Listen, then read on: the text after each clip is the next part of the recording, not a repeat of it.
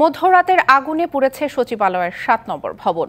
পুড়ে গেছে সড়ক, স্থানীয় সরকার, ডাক সহ কয়েকটি মন্ত্রণালয়ের গুরুত্বপূর্ণ নথি, কম্পিউটার, আসবাবপত্র। ফায়ার সার্ভিসের ১৯টি ইউনিটের চেষ্টায় ১০ ঘণ্টা পর পুরোপুরি নেভে আগুন। এ কাজে যোগ দেয় সেনাবাহিনী, র্যাব এবং বিজিবি। এ বিষয়ে আরও বিস্তারিত জানাতে পুড়ে যাওয়া সচিবালয় থেকে যুক্ত হচ্ছেন আমাদের দুই সহকর্মী। প্রথমেই চলে যাব রিফাত তাসনুভা অন্তরার কাছে।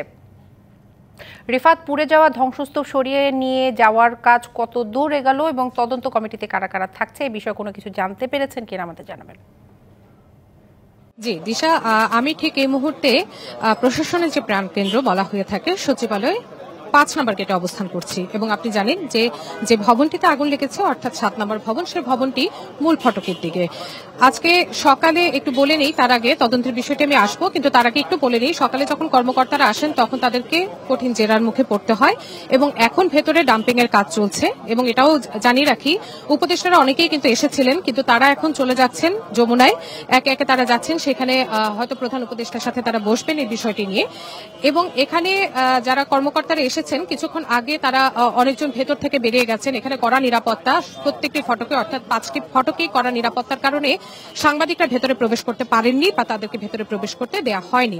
কিন্তু বাইরে থেকে আমরা যতটুকু জেনেছি এবং কর্মকর্তারা যখন বা কর্মচারীরা যখন সচিবালয়ের একটি গেট যেহেতু খোলা, অর্থাৎ এই ৫ নম্বর গেটটি, আমার পেছনে যে গেটটি আপনারা দেখতে পাচ্ছেন সেই গেটটিতে খোলা এবং সেখান থেকে তারা বেরিয়ে আসেন, অনেকে বেরিয়ে আসেন, আপনি দেখতে পাচ্ছেন আইন শৃঙ্খলা বাহিনীর সদস্যরা বেরিয়ে আসছে এবং কর্মকর্তারা তারা আমাদেরকে যতটুকু বললেন যে আজকে সারাদিন বিভিন্ন মন্ত্রণালয়, বিভিন্ন যে বিভাগগুলো রয়েছে সেখানে ইলেকট্রিসিটি না থাকার কারণে কিন্তু তারা তাদের কাজ বিঘ্নিত হয়েছে, তবে যে সমস্ত জায়গায় ইলেকট্রিসিটি ছিল সে সমস্ত কাজ সেখানে তারা করেছেন। ডাম্পিং এর কাজ এখনো ভেতরে চলছে, কিন্তু ভেতর থেকে আসা একজন কর্মকর্তা আমাদেরকে জানিয়েছেন, অর্থাৎ সাংবাদিকদের বের হয়ে জানালেন যে উপদেষ্টা যিনি নাহিদ, তার রুমটি একেবারেই পুড়ে গেছে, একেবারেই ভস্ম হয়ে গেছে, তার রুমে বেশ কিছু নথি ছিল, সেই নথিগুলোও পুড়ে গেছে, এরকম একটি খবর আমরা জানতে পেরেছি। আসলে মাঠের অলরাউন্ডার আমি, আর ঘরের allrounder Taylox. Taylox toilet cleaner, clean মানেই টাইলক্স। প্রকৃতপক্ষে কি পরিমাণে ক্ষয়ক্ষতি হয়েছে সেটি জানা যাবে তদন্ত কমিটির প্রতিবেদন প্রকাশের পর। তদন্ত কমিটির কথা যদি বলি, আপনারা জানেন যে পুরো ঘটনাটি, অর্থাৎ কেন অগ্নিকাণ্ডের ঘটনাটি ঘটেছে, এর সাথে কেউ যুক্ত আছেন কিনা, এটি কি পরিকল্পিত নাকি নিছক একটি দুর্ঘটনা, এই বিষয়গুলোর জন্য একটি তদন্ত কমিটি গঠন করা হয়েছে। এবং শ্রম মন্ত্রণালয় থেকে আরেকটি তদন্ত কমিটি 5 সদস্যের গঠনের কথা আমরা শুনেছি, যেখানে শ্রম অধিদপ্তরের উপসচিব এবং সদস্যরা আছেন।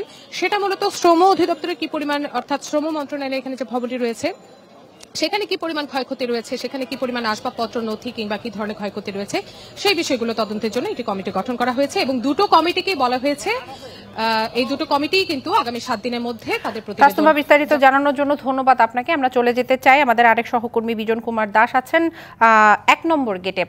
বিজন, সচিবালয়ের কেপিআই বিল্ডিং, তবু আগুনের ঘটনা ঘটেছে এবং অগ্নিকাণ্ড পরবর্তী সচিবালয়ের পরিস্থিতি জানাতে আপনি সেখানে আছেন, সেখানকার পরিস্থিতি আমাদের জানাবেন।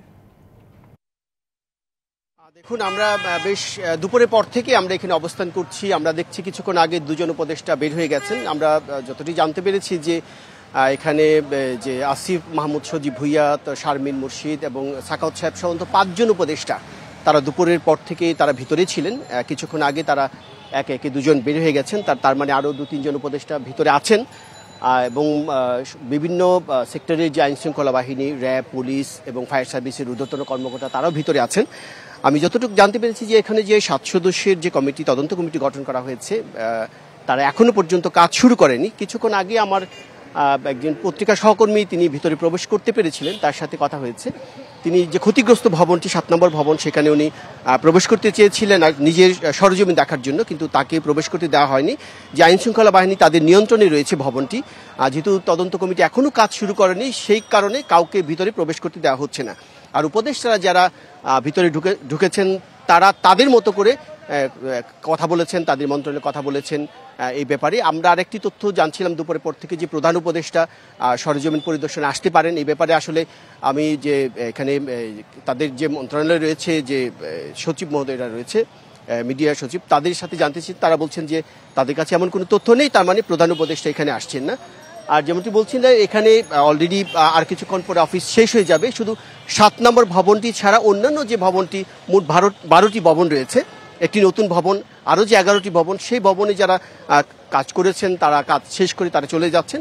তবে কাজ পুরোপুরি হয়নি, অনেকে আগেও চলে গেছেন, অনেকে বেরোচ্ছেন, আপনি যেমনটি দেখতে পাচ্ছিলেন এখানে। বিশেষ করে এখন এই তদন্তের সাথে সংশ্লিষ্ট যারা আছেন এবং সরকার উচ্চ পর্যায়ে যারা আছেন, বিশেষ করে ক্যাবিনেট ডিভিশন সচিব ভিতরে আছেন, তার খালি গাড়িটি কিছুক্ষণ আগে প্রবেশ করেছে, তার মানে তারা ভিতরে আছেন। হয়তো পরবর্তী খবরে আপনাকে আরো তথ্য জানাতে পারবো যদি আমরা আরো কোনো। বিজন, আপনি থাকুন সেখানে, নিশ্চয়ই পরবর্তী সংবাদে আরো বিস্তারিত তথ্য আপনার মাধ্যমে আমরা দর্শকদের জানাতে পারবো। ধন্যবাদ আপনাকে।